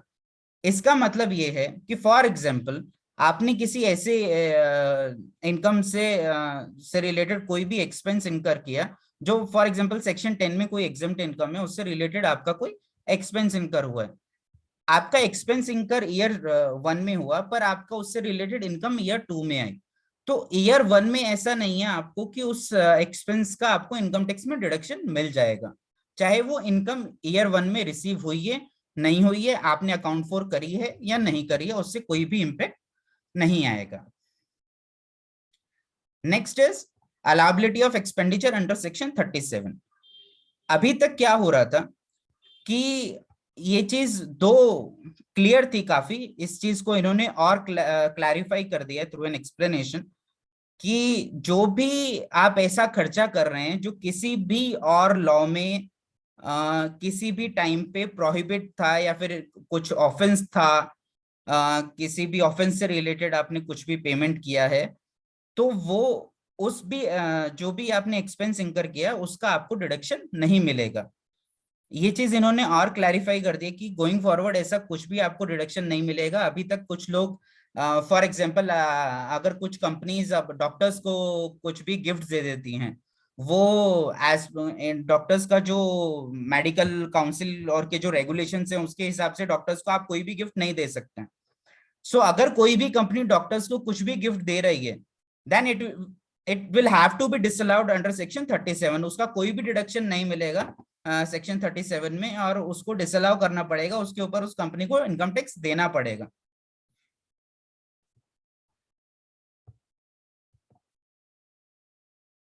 Next is deduction of on payment of interest.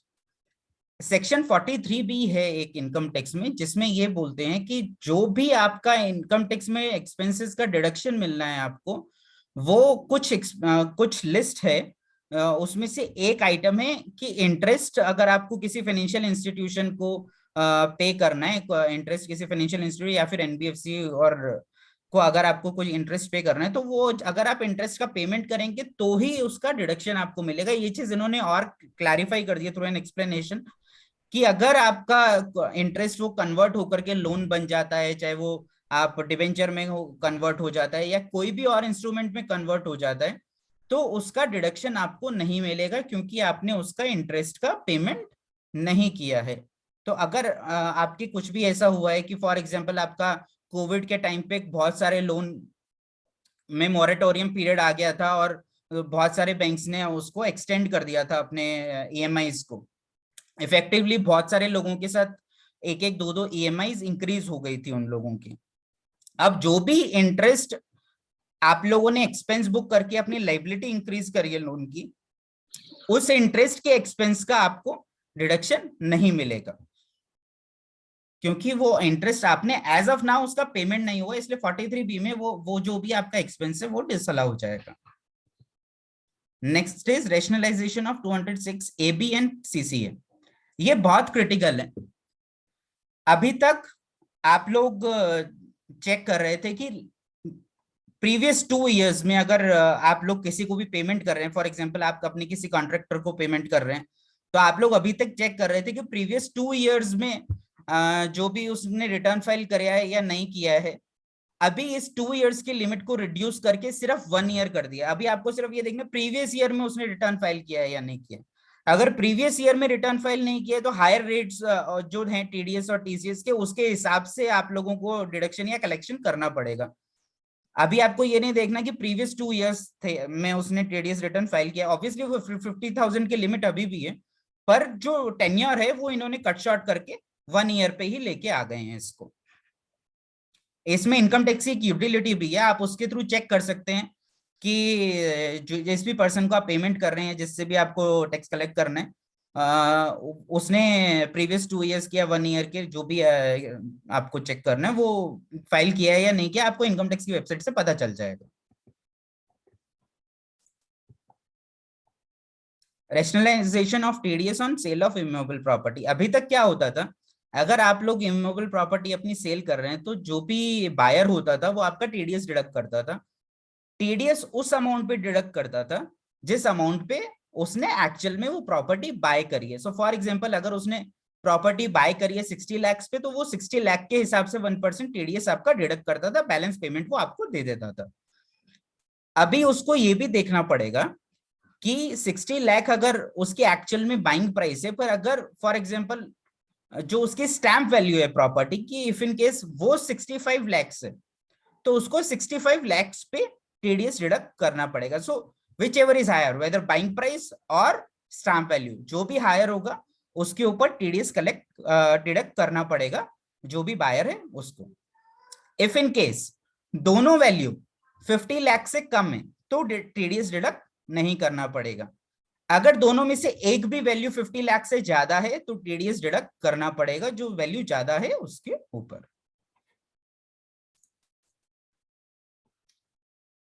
Cash credits under section 68 of the act.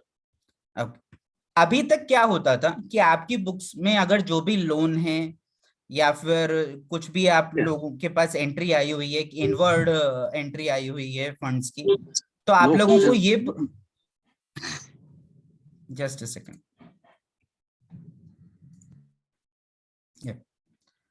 जो भी इनवर्ट एंट्री आई हुई है आप लोगों के पास फंड्स की, उसमें आप लोगों को ये प्रूव नहीं करना पड़ता था कि जिसके थ्रू आपके पास वो पैसा आया है उसका सोर्स आपको एक्सप्लेन नहीं करना पड़ता था। आपको सिर्फ खुद का सोर्स एक्सप्लेन करना पड़ता था कि आपके पास X पर्सन से ये पैसा आया है।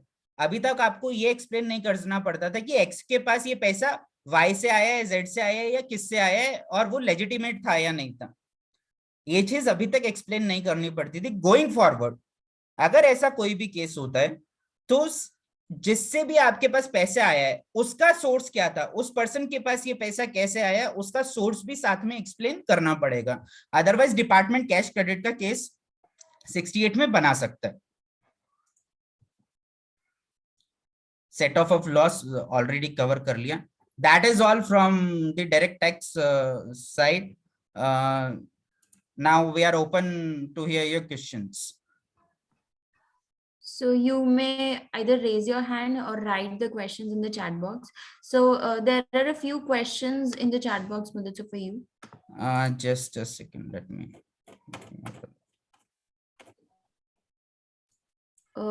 एक IDT में क्वेश्चन था कि सप्लायर का 3B का फाइलिंग स्टेटस हमें 2A या 2B में दिख जाएगा। हाँ, वो दिख जाएगा, हम 2B में उस स्टेटस को देख सकते हैं, हमें अलग से जाके उस सप्लायर का स्टेटस चेक करने की जरूरत नहीं है।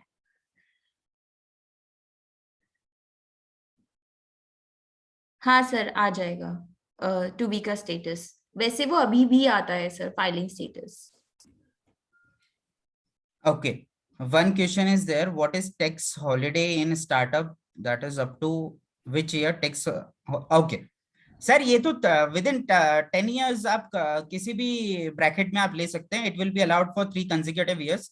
मेरे हिसाब से आपको लास्ट 3 इयर्स में लेना चाहिए, क्योंकि प्रोबेबिलिटी वहां पे सबसे ज्यादा होती है कि आपके पास सबसे ज्यादा प्रॉफिट वहीं आएगा लास्ट 3 इयर्स में, क्योंकि स्टार्टिंग के ईयर्स में जनरली स्टार्टअप में लॉस एक्यूमुलेट होता है। तो वहां पे अगर आप ये स्कीम ऑप्ट कर लेते हैं 3 इयर्स वाली, तो आपको लॉजिकली इतना बेनिफिट नहीं मिलेगा।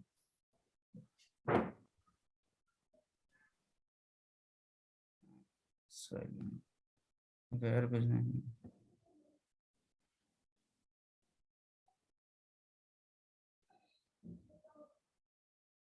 where business promotion is in nature of free state travel, yeah, then he will have to definitely show this as his income.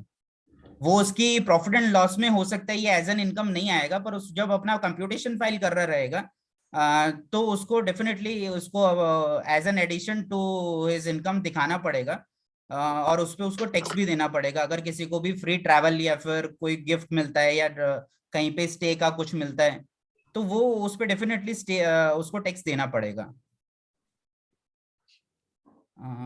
Tax आपको पूरे अमाउंट पे देना पड़ेगा ना? पूरे अमाउंट पे देना पड़ेगा सर, टैक्स तो पूरे अमाउंट पे देना पड़ेगा। सो फॉर एग्जांपल मेरे को अगर 1 लाख का स्टे मिला है, सो फॉर एग्जांपल मेरे को 1 लाख का स्टे मिला है और उसमें से 50,000 तो ऑलरेडी मैंने ही पे किया है, तो मेरे को 50,000 पे देना पड़ेगा। अगर मैंने कुछ भी पे नहीं किया तो मेरे को 1 लाख पे सामने वाला जितने पे टीडीएस काटेगा तो अमाउंट तो सामने वाला फिर 50,000 पे काटेगा ना, क्योंकि उसने 50,000 ही पे किया है। वो तो आपका कहना सही है, लेकिन मेन चीज है ना जो इन काइंड के अंदर जो आपका हो गया, फॉर एग्जांपल आपको गिफ्ट दे दी, सोने का सिक्का दे दिया, चांदी का सिक्के दे दिए, उन सब की भी वैल्यू कैलकुलेट करके बराबर उसकी वैल्यू कैलकुलेट करके उसके ऊपर सामने वाला भी टीडीएस डिडक्ट करेगा और मेरे को भी इनकम में अपना कंसीडर करना पड़ेगा। हेलो हेलो, हाँ जी सर, कौन बोल रहे हैं?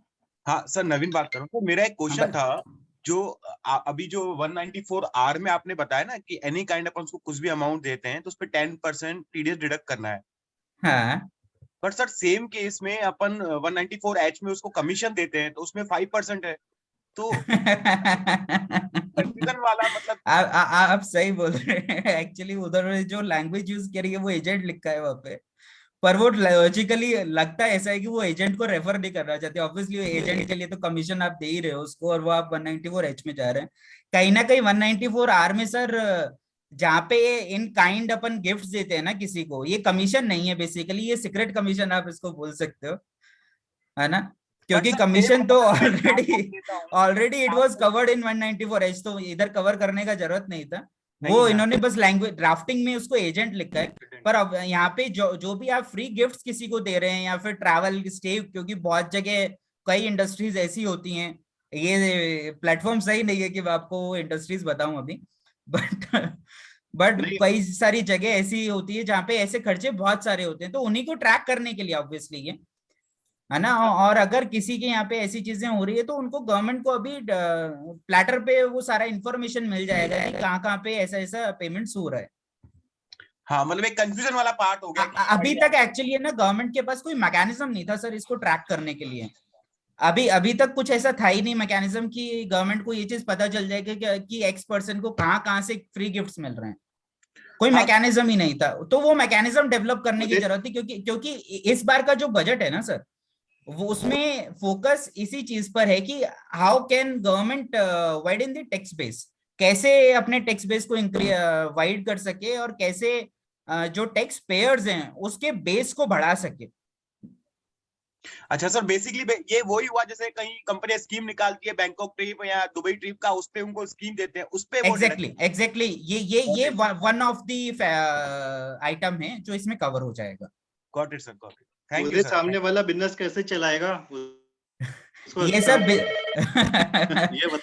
It is going to be a practical issue नहीं, दिक्कत तो मैं आपको बताऊं ना, दिक्कत कहाँ है कि मुझे दिक्कत कहाँ आनी है, सामने वाला बैलेंस शीट ले लेगा, बिजनेस प्रमोशन अकाउंट ले लेगा, बोलेगा जस्टिफाई कर दो भैया। एग्जैक्टली जो बिजनेस प्रमोशन और एडवर्टीजमेंट, सोशियो इकोनॉमिक एक्सपेंस और ये सब जो दिखाए जाते थे ना, उसका अभी स्क्रूटनी होने लग जाएगा। अभी तक इतना कुछ देख नहीं पाता था, डिपार्टमेंट देख लेता था तो ट्रैक नहीं कर पाता था, इशू को समझ नहीं पाते थे वो लोग।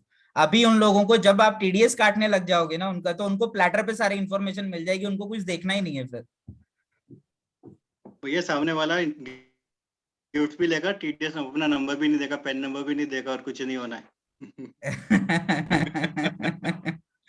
आपको अल्टरनेट मैकेनिज्म आवाज ढूंढना उठाओ, पड़ेगा सर आवाज इसका। उठाओ, आप आवाज आपको अल्टरनेट उठाओ कि मैकेनिज्म इंडिया को ढूंढना रन करना है भैया। पड़ेगा। ये रास्ते तो हमारे पास खूब है, हम तो आपके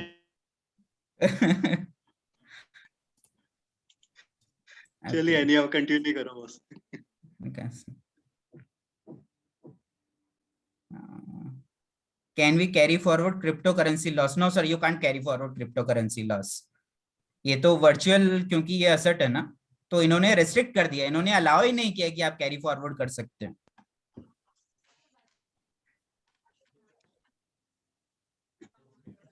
सर ये बिजनेस में जो डीलर्स वगैरह को इनको गिफ्ट वगैरह डिस्ट्रीब्यूट करते हैं वो भी सब इसमें कवर होगी? सब कवर हो जाएगा सर इसके अंदर, ये बहुत वाइड है। अगर आप फ्री दे रहे हैं ना अच्छा तो कवर हो जाएगा। हाँ, नहीं कोई फ्री दे बिजनेस रहे हैं, प्रमोशन स्कीम के अंतर्गत दे रहे हैं आप उसको कि इतना नहीं टारगेट सर, आपने अचीव सर कर लिया, नहीं कोई- सर, इधर थोड़ा सा अलग हो गया। जो बिजनेस प्रमोशन स्कीम्स है ना आपकी, उसको मैं दो पार्ट में हाँ। डिवाइड कर दूंगा। एक पार्ट तो कवर हो जाएगा इसके अंदर, जो आप बोल रहे हो ना टारगेट अचीव करने पे जो भी आप चीजें दे रहे हो, हाँ। वो तो कवर हो जाएगा। उसके अलावा जो भी आपका फॉर एग्जांपल कैश डिस्काउंट है, ट्रेड डिस्काउंट है, वो सब इधर कवर नहीं होगा।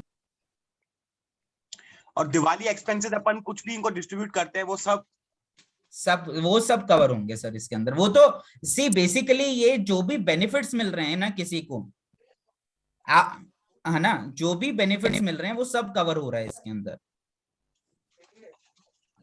आपको उस पर टीडीएस डिडक्ट करना पड़ेगा, अदरवाइज इशू क्या आएगा, जब भी आपका डिपार्टमेंट स्क्रूटनी करेगा ना आपकी, और उसको ये दिखेगा कि भाई आपकी बुक्स में business promotion, development, advertising, socio economic के इतने सारे एक्सपेंसेस हैं, तो वो स्ट्रेट अवे आपको इस चीज के लिए टारगेट करेंगे कि भाई आपने ये जो एक्सपेंस किए हैं वो किसके लिए किया।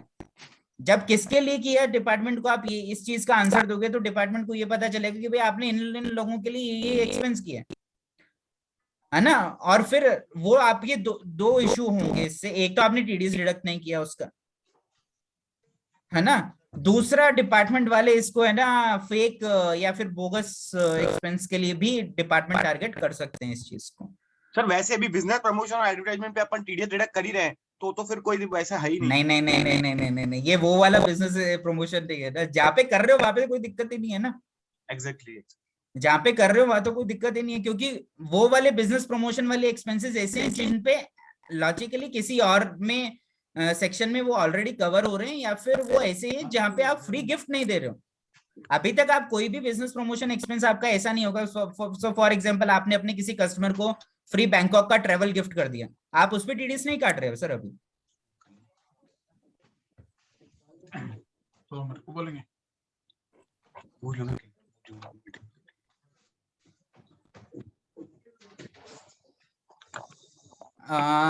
how to verify other person's source of money as per section 68? Actually क्या है ना, जहां से भी अगर आप किसी से लोन ले रहे हैं, है ना, सो दो मोड से सर आप लोन लेते हैं। एक तो आपका कोई डायरेक्ट कांटेक्ट होगा जो भी लेंडर है उसके साथ में, या फिर आपने थ्रू ब्रोकर ये ट्रांजेक्शन किया होगा, है ना। ये दो ही तरीके होते हैं जनरली मार्केट के अंदर।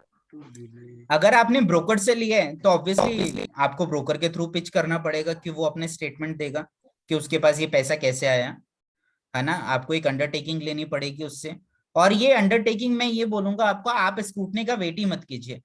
आपके पास जिससे भी लोन आपने ले रखा है आज की डेट में भी जो आउटस्टैंडिंग है ना, आप सबसे अंडरटेकिंग ले लो। आप सबसे अंडरटेकिंग ले लीजिए कि ये जो उन्होंने लोन दे रखा है ये out of their earned income है, उन्होंने इस पे टैक्स दे रखा है ना, कोई टैक्स इवेजन नहीं है, उन्होंने कुछ भी लॉन्ड्रिंग और कुछ भी नहीं किया है मनी का। आप ये अंडरटेकिंग ले लीजिए उनसे। हम लोग एक अंडरटेकिंग का ड्राफ्ट बना करके शेयर कर देंगे इन ड्यू कोर्स, और आप लोग वो अंडरटेकिंग ले के अभी से रख लीजिए। आप स्क्रूटनी का वेट ही मत कीजिए कि भाई स्क्रूटनी आएगा तब हम ये अंडरटेकिंग लेंगे, क्योंकि जहां पे आपने डायरेक्ट लोन ले रखा है ना, वहां पे अंडरटेकिंग लेना आपके लिए थोड़ा इजी रहेगा और फास्ट भी रहेगा। जहाँ पे थ्रू ब्रोकर है वहां पे थोड़ा सा डिले हो सकता है, क्योंकि आप ब्रोकर को पिच करेंगे, ब्रोकर आगे जा करके कांटेक्ट करेगा और फिर ला करके देगा, तो थोड़ा टाइम कंज्यूमिंग हो जाएगा। इससे बढ़िया रहेगा आप अभी से लेके रख लें अंडरटेकिंग्स अपने पास में। मुदित, मैं एक और एडिशन करना चाहूंगा, बेटर रहेगा सामने वाला ITR की कॉपी भी दे दो तो ज्यादा बेटर रहेगा, आगे प्रॉब्लम नहीं आएगी। सर कोई नहीं देगा। प्रैक्टिकली अगर आपने किसी को लोन दिया रहता ना थ्रू ब्रोकर, आप भी अपने रिटर्न की कॉपी नहीं देते, no one will feel comfortable नहीं कि नहीं वो अपने मुदित, मैं ये रिटर्न की कहता हूँ कॉपी आपका आपको जब दे। असेसमेंट होता है इनकम टैक्स, जब तो सामने वाला मांगता है ना, जब तो जस्टिफाई करना ही पड़ता है ना, या तो समय बोले 133 नोटिस इश्यू करो। मैं कह रहा हूँ देगा नहीं, लेकिन रिक्वेस्ट करनी चाहिए, मांगना चाहिए। आप रिक्वेस्ट कीजिए उससे, बट आप उसको कंपेल तो कर ही नहीं सकते ना कि आप अपना इनकम कंपेल टैक्स नहीं कर रिटर्न सकते, मुझे लेकिन दो। रिक्वेस्ट तो कर ही सकते हैं ना। हाँ, रिक्वेस्ट कीजिए, अगर दे देता है तो बहुत अच्छी बात है, but practically no one will give you until and नहीं, मैं अनलेस रिक्वेस्ट की इनकम। बात कर रहा हूँ। हाँ, until and unless income tax वाले उसको नोटिस दें।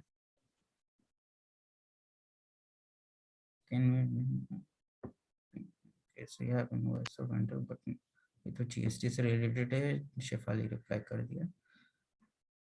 नहीं, I guess I have covered every question जो chat box में थे. If in case I have missed out anything, then you can please There's let one me more know. question for cryptocurrency. Can we adjust cryptocurrency loss to any other cryptocurrency profit? वो आप कर सकते हैं, वो आप कर सकते हैं, पर किसी और, जैसे फॉर एग्जांपल मेरे को इक्विटी में प्रॉफिट है, मेरे पास क्रिप्टो में लॉस है, मैं वो नहीं कर सकता, वो मैं नहीं कर सकता। Okay, thank you, Mudita. Do we have more questions? If yes, now or later also, you can write to us. We'll be sharing both the PPTs for DT and IDT over the mail.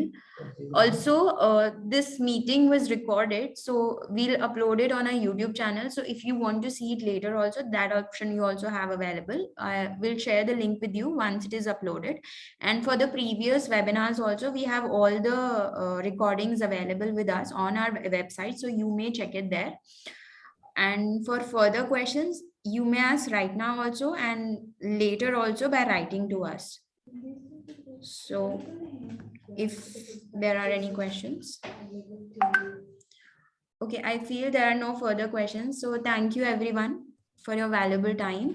We hope this webinar was enlightening for all of you. Thank you so much. Thank you, Mudita. So Thank you everyone for attending this webinar. Thank you so much. Thank you so much.